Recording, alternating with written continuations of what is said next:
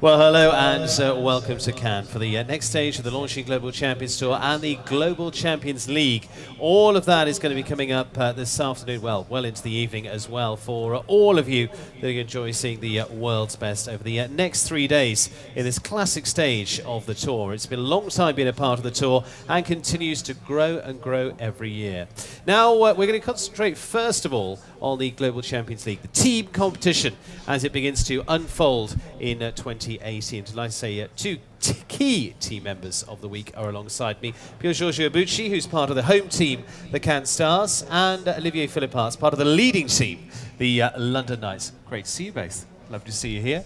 Pier Giorgio, coming to you first of all, we'll just reflect. Home team here in Cannes, extra bit of pressure, but you should, as an Italian, get cheers from the French. Yeah, it's really exciting to be here in our home show. Also excited to have the French cheering for me. So, yeah, we are very ready. I'm very looking forward to night class.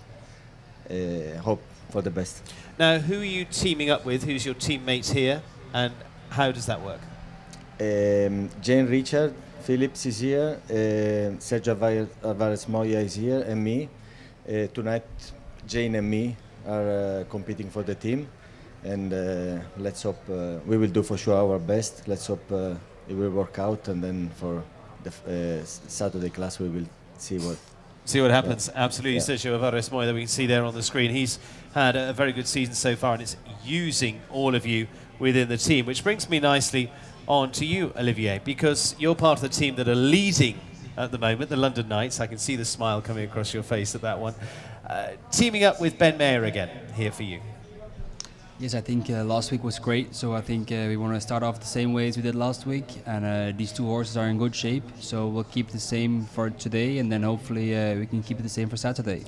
And looking ahead, how did you obviously finish second in Saint-Tropez, the team that are leading the championship at the moment?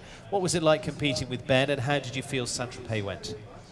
Well, I think we really have a great team spirit. We have our good riders in the team that we all want to win. That's very sure. Together with our team owner Neil Moffat, we want to go for the first place. So now we really want to try to get a bit of a gap between the first and second place. And last week we managed to get a few points ahead. Well, it's going to be a battle all the way through. I know you've got Valkenswaard United and others on your heels. Pier Giorgio, to come to you, two teams at different ends of the ranking at the moment, to put it bluntly. Your team's in 17th place. 16 teams qualifying for the Global Champions League playoffs. What's the strategy now for the coming weeks for your team? Yeah, we didn't have the greatest start like we wished, but okay, we are for sure ready to improve. I didn't have my two best horses ready to do that, and I couldn't really help my team as I wanted. So.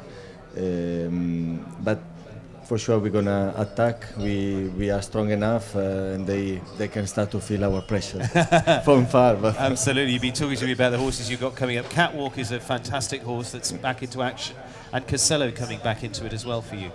Yeah, it means a lot. I really miss those two horses because the other one, they are all very green or young. I really need them back, and suddenly they are. Catwalk is here jumping for the first time big classes, but he's a fighter, he's a super horse. I really believe he will do great already this week. And this is from Saint-Tropez, we're just seeing on our screens here as well. Very good horse in Diesel GP as well, but a young horse at the moment. Yeah, he's only 9. He's doing great, and he was placed in the Hamburg Grand Prix. And for him, in Saint-Tropez was a little bit less good, but I really think he felt a big difference between the huge ring and the smaller and difficult arena like Saint-Tropez. But I'm very proud of what he's doing, and I will have a great horse in a few weeks. And that's going to come with experience, yeah, which is great. For you, Olivier, coming up now, I mean, two big things for you in Saint-Tropez. Obviously had a good team finishing second place there, staying at the top, but you individually finishing well in the Grand Prix as well in Saint-Tropez. What were your thoughts on that and how that went? Well, I gave my horse 6 weeks rest after the World Cup finals, and I came to Saint-Tropez with a fresh horse, with not too many shows she's done. So I really want to go for it, and then we got into the jump off and I risked it. Unfortunately, the last vertical went down. That was a disappointing moment, but on the end, this horse does a lot for me, so there's nothing for her to blame on. And this horse is back with you this week? Yes, I have her here. She'll jump today, the first qualifier, and then Saturday, hopefully second qualifier, and the Grand Prix. Now, obviously, you went well in Saint-Tropez, a little bit similar to the setup into the arena here in Cannes. Is that going to make a big difference to you? Well, she's good in a little bit smaller sand ring, so for sure this setting is well for her. Last year she was also very good here, so let's hope we can pull it off again this week. Well, that'll give a lot for... There we go, last fence, I'm afraid, but great effort all the way through. That'll give you plenty to think about, and of course puts it into the hands of the London Knights. You've got Ben Mayer back with Explosion as well, so you're coming in with a strong hand. Yes, we really want to make sure that we maintain the lead and maybe get even ahead of the rest, so the next few shows we have a bit of a setback or a bad show, we don't drop too many spaces behind, so it's really trying for us to use the best horses for the teams.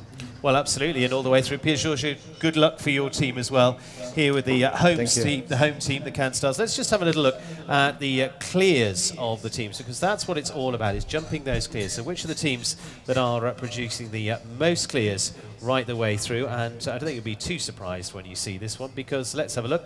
It is they're the Shanghai Swans that are up there in our top three and won the last stage of the Global Champions League in Saint-Tropez. 50% of the time they are jumping clear, so basically half of the rounds they're jumping at the moment clear. London Knights only a fraction behind that on 46%, and Valkenswaard United 38 there as well. So we will see who produces the clears here. London Knights for another win here, Olivier?